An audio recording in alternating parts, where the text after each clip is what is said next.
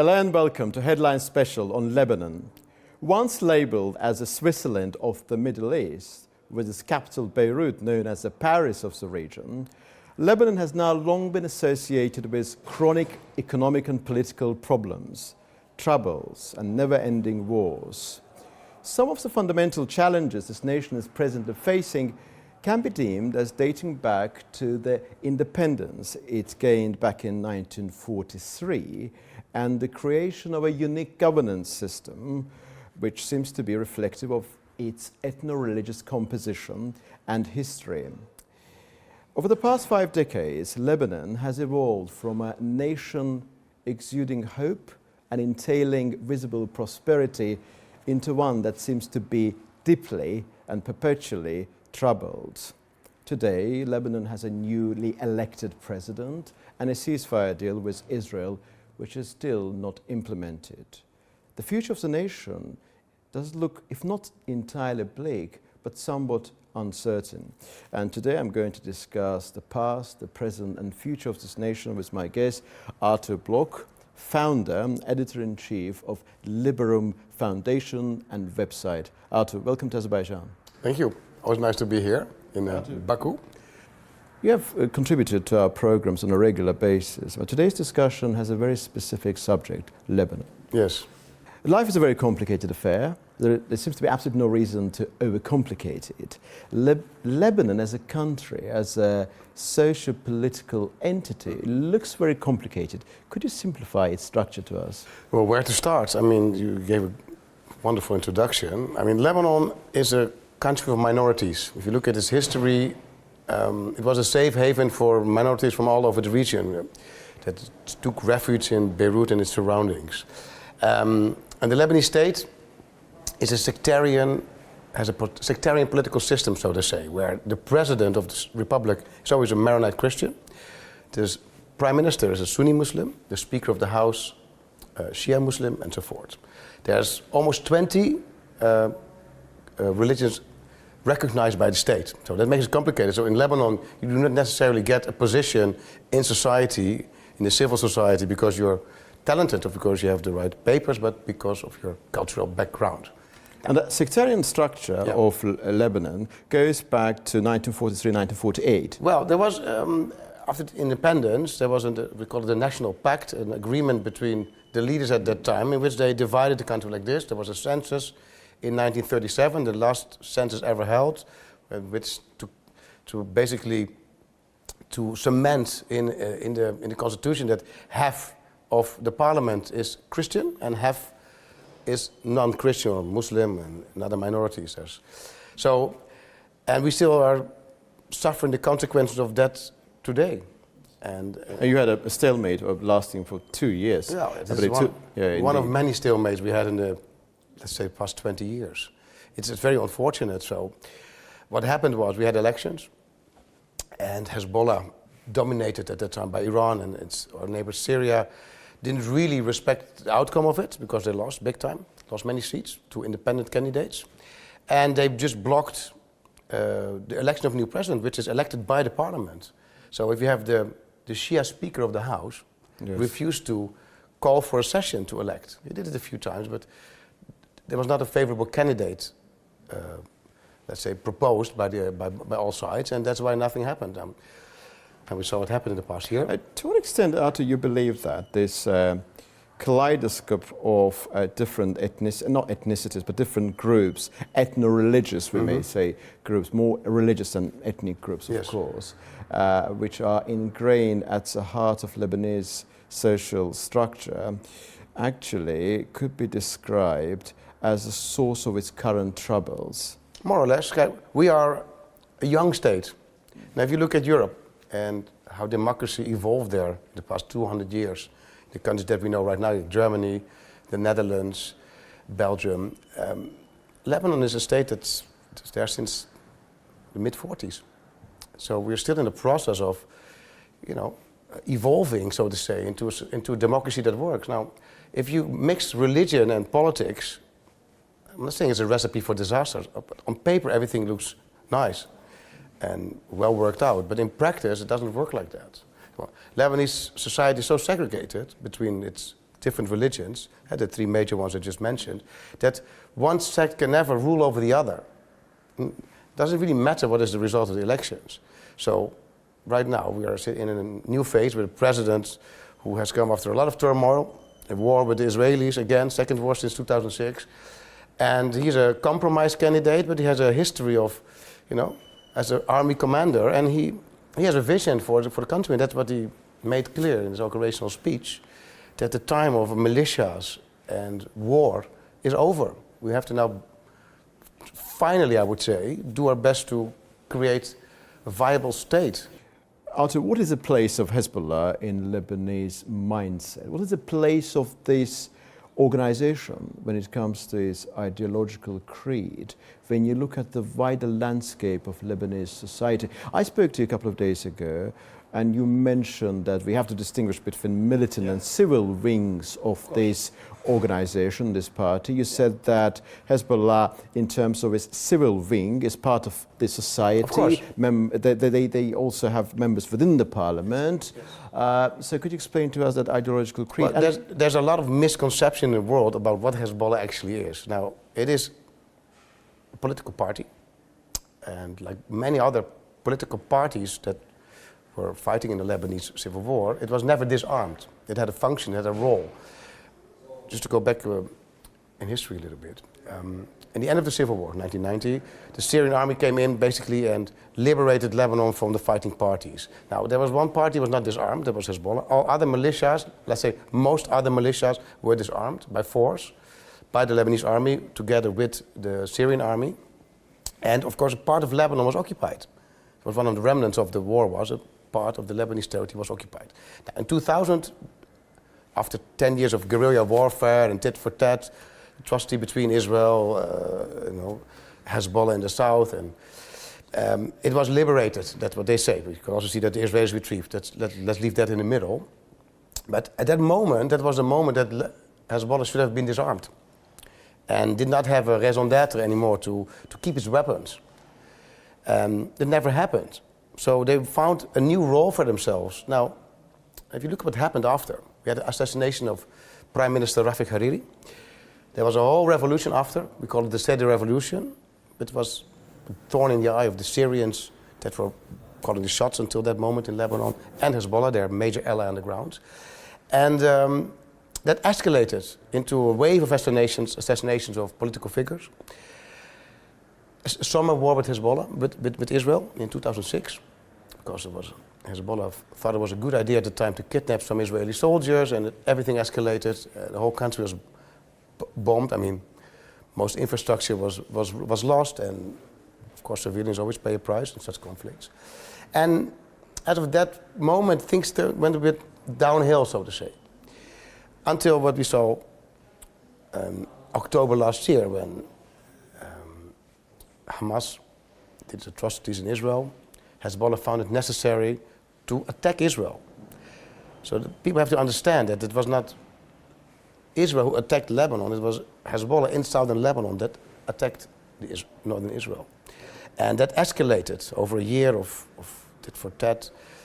And Arthur, when it comes to that ideological creed, distinction between militant wing of Hezbollah from the civil wing is only about the means employed. Is this correct? Or is it about something deeper than that? What do you mean exactly? So please rephrase it, because... Okay, I'll rephrase it. So we treat Hezbollah as one organization. Yes. It's a political party. Yeah. It has a civil wing. Yeah. The civil wing is represented in the Lebanese parliament. Yes, correct. We have a military wing, which is in southern Lebanon, yes, counteracting some Israeli attempts. But when it comes to the ideology espoused by them, are they still part of the self-same? Well, if you look at many political parties around the world, they have a certain ideology which they never can way of seeing things, which is 180 degrees opposite of other parties in Lebanon. That's a bit of the dilemma in the country. But if you look at them as an entity, they are they're part of the political landscape, so to say. And they stepped in the vacuum that the Lebanese government left behind. I mean, the Lebanese government in the past 2 decades didn't provide for its people infrastructure-wise, healthcare-wise, educational-wise, name it. And Hezbollah, with the help of Iran, a lot of financial support, jumped in that vacuum. So they bought their loyalty with the people. But if you look at the elections, let's say in the past 2 or 3 elections, you could see that the support is declining. To give you an indication, I mean, forgive me if I'm wrong with the figures, but the last elections, there was a turnout in their areas of less than 50%, I believe somewhere around 48%. And from that, they won about, let's say, between 40 and 50% of the vote. So this is how you have to see their support.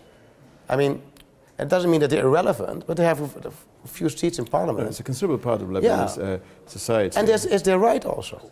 I mean, I'm not in a position here to say that there cannot be a political wing of Hezbollah in them. But why not? They are welcome. And what's the nature of the relationship between the official Lebanese state and Hezbollah? I'm asking this question in the following context. To what extent it is morally correct for a given state, any state, to use a certain militia for the purpose of achieving legal aims? Because we know that current president of Lebanon is perceived to be somebody who could mark a break with the former practices. Because the former practices, as we understand, external observers, were based on the idea of using Hezbollah unofficially for the purpose of protecting Lebanese territorial integrity against Israel. And the current president seems to reflect some sort of break. But that was not with consensus by the parliament. That's a big misunderstanding. We were in a phase where Iran and Syria basically dictated to the Lebanese politicians what was going to happen. Now, if you have a country with an army that has been ignored by the international community, never fully rebuilt, and you have a militia that has a big brother that provides them with rockets and all the equipment that you need, you cannot be a viable state. So you cannot have a viable state, make it clear, if you have an army and a militia on the same territory, basically competing with each other. Now, and if you look at the end of the 2006 war, the agreement was clear. The Lebanese army has to dismantle Hezbollah and regroup its troops south of the Litani River to the border with Israel. That never happened. We'll come to this ceasefire deal, which was attained. But that was in 2006. There was a similar deal. Resolution 1701. And there was a UN Security Council resolution. It made it very clear. Hezbollah has to be disarmed. UNIFIL has to step in. The Lebanese army has to be deployed in the south. It never happened. Why? Because they were too strong. I mean, Hezbollah was too strong, and the Lebanese state was too weak. Which is still the case in many ways, right? Which is still the case in many ways. And that's the reason why the 27th of November ceasefire has not been They made a huge strategical miscalculation by supporting their Palestinian brothers. It was not necessarily. We were already in a crisis. We had an explosion in Beirut. We had a completely collapsed banking system. That means we have hyperinflation. And then in that status quo, they found it necessary to attack Israel, knowing what consequence could be. To understand the relationship between official government in Beirut and Hezbollah, I would like you to compare it with the Palestinian context. When I spoke to the Palestinian officials, I mean, the Palestinian ambassador based here in Azerbaijan, he said that Hamas is a political party, organization based in Gaza.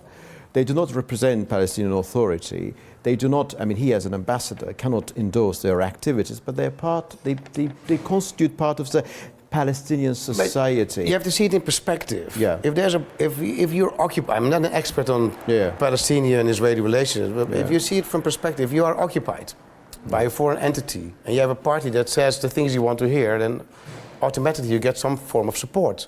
Not necessarily, let's say, authorizing them to do to the things they did. But if you look at Lebanon, we are a real state.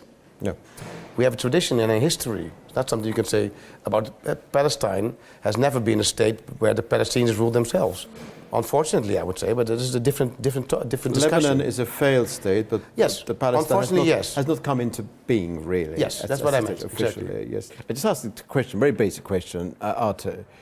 You already described the complex nature of the Lebanese society, sectarian nature of the country, with different groups, with president being Christian, for example, the Speaker of the Parliament being Shia Muslim, and also Prime Minister being Sunni Muslim. It looks like a very divided nation. The question that I want to put to you is, could we consider modern Lebanon a nation state in the European sense of the word? I would say yes. We have one country with a territory, a flag, common language, common heritage. Why not? But we are developing, as I said, as a nation. What do you mean exactly with that question? And Arthur, let's be very clear about it. Lebanon is a very troubled country. Yeah. You got your president, who must be Christian, right? You got your prime minister, who must be Sunni Muslim, and you got your Speaker of the Parliament, who should be Shia Muslim. Yeah. You got Hezbollah, effectively in charge of southern Lebanon. The relations between official Lebanese state and Hezbollah are very complicated. Right. And what I'm trying to ask, let's put it in the past tense. Yes, indeed. But still, there are certain problems. The ceasefire deal has not been fully implemented. We understand, and it is primarily down to the fact that the Lebanese state cannot function some of the fundamental state functions there in southern Lebanon. The question is to you is the following. Bearing in mind the kaleidoscope of complexity, different religious elements, and this constitutional structure, which looks very complex, could we confidently say that modern Lebanon is a nation state? Yeah, of course it is. And we have one people, one nation, one flag, one language. So you would say that... Let's first phrase it like this. Not every entity in Lebanon embraces the state as they should. And that's why what happened in the past, let's say, 6 months. So what happened in the past 6 months, you could say that we have a golden opportunity to become a state. I would say, yes, we are a state under construction. We had if you look at our modern history, since our independence, we had different sects that tried to rule the other sect, but I think our destiny as Lebanon is that we have to find common ground. And we all have to embrace the concept of statehood. We cannot have a state anymore where there's one entity, weapons, ruling the others. It just doesn't work like that. And there's a golden opportunity now for a new government to establish authority on all of the Lebanese territory. And how hopeful are you that this golden opportunity will be properly used? Oh, it depends on many factors. We had last week the Saudi Minister of Foreign Affairs visiting Beirut for the first time in 15 years, promising us a lot, support for the army. Listen, if you want to re-establish authority, you need money. You need army with equipment, with ammunition, with, you need to have the financial means to actually do what the international community expects from us. And that's why I'm hopeful and positive that we are going to get there right now. That's what I think. I mean, many small countries which were under imperial rule for some considerable time, one may say suffer from small nation mentality. Do you think this particular element is applicable to Lebanon as well? Well, I'm not sure what you mean by that. It has been said, it's not set in stone, but it has been said that many nations which were under imperial rule over the decades, even centuries, they suffer from what one may call the small nation mentality. And what are the symptoms of that? Because they haven't achieved their true potential due to subjugation. And that has effectively rendered them to be very hostile to those countries which were in charge of their territory in the past. Do you think this particular element is applicable to Lebanon today? Well, listen, if you look at Lebanon, it used to be part of Greater Syria. A chunk of land was broken off and gained its independence as Lebanon. It was never a real country. Well, we are a young country that faced many difficulties, where former, let's say, power brokers like Syria, France, all want to influence what's happening on the ground. And it's time for Lebanon to become really independent from these countries. Now, if you look at the past 20 years, we had Syria and Iran dictating what's good for us, and what's not necessarily good for us, but what's good for them. And I think Lebanon should, first of all, rebuild civil state. Invest in infrastructure, make the Lebanese army great again, so that it can actually enforce peace and stability on the ground. And we should not look to the east or to the west. We should try to find our own way in dealing with our neighbors. You see what happened in Syria? The Ba'ath regime of Assad fell after 50 years in power. We always, as long as I can remember, we're in a state of war with Israel. But we don't have to be in a state of war with our southern neighbors. I think, if you look at it from a small country perspective, Israel was intended to be a homeland for the Jews, and Lebanon was intended to be a homeland for Christians. Now, of course, demography of the country is not as such anymore, but we should work together. And I think it's always better to have a modus operandi, a state of peace, instead of a war rhetoric. Also, this question, which it has been, as a question, has been sort of circulating, fluctuating in my mind for some considerable time. Back in 1960s, I made it very clear during my introduction, Lebanon was widely perceived to be a Switzerland of the Middle East, with Beirut being regarded as a financial center of the Middle East. But over the past 5 decades, Lebanon has been largely associated with troubles, with problems. But you know what the happened? question that I want to put to you, was this process inevitable or not? Because there is a school of thought out of that. Certain nations, due to their complexities, due to the complexity of their society, they have to go through troubles. They have to go through failed stage in order to have a prosperous future. I think, you're completely right. I mean, but if you look at that period in our history, a lot of people were ignored by the state. They didn't feel they were, for example, areas where a lot of Shiites used to live, Shia Muslims used to live, were ignored infrastructure-wise. They were not taken care of. So they were looking to another country to give them what actually the central government should have given them. And I think we all, now, after what we have been through, you could say that for the first time in history, everybody feels Lebanese. There's no more, I am Sunni, so I want to look at Saudi Arabia what to do. And we're Christian, we look at America or France what to do. We are Shias, we look at, because it didn't work. Every country that tried to influence Lebanon with a certain plan and program and vision failed. It's time for Lebanon to dictate its own future. Make independent decisions as an independent nation should. And not look at the West or not look at the East just to say, okay, we are a unique society where a lot of cultures come together. It's where the East meets the West. Like Azerbaijan also has a certain role in the region. It's where a bit the East meets the West. And that comes with a set of complications. But we cannot go back to a status of war anymore. We have had it. We had a civil war, and we had wars with Israel. I would say enough is enough. It's time to try to become a normal country where people can live a pleasant life. Because in the end, it's always the people, the civilians, who pay the price. And also, Arthur, my last question to you. What does underpin this perceived Lebanese rejection of anything remotely Turkish? I know that Lebanon, as a territory, was part of the Ottoman Empire. But could you explain this very, very pronounced rejection of anything Turkish by... No, I don't recognize it even. I mean, if you look at under the Ottoman rule, Lebanon had a status apart. It had a lot of independence, and that's why it gained a reputation of a safe haven for minorities. So I don't think there's any anti-Turkish sentiment at this one. I mean, maybe it's there, but that's also constructed. Right. Like anti-American. Yeah, I mean, a lot of people in Lebanon, a lot of the Lebanese, so to say, they are influenced by foreign entities.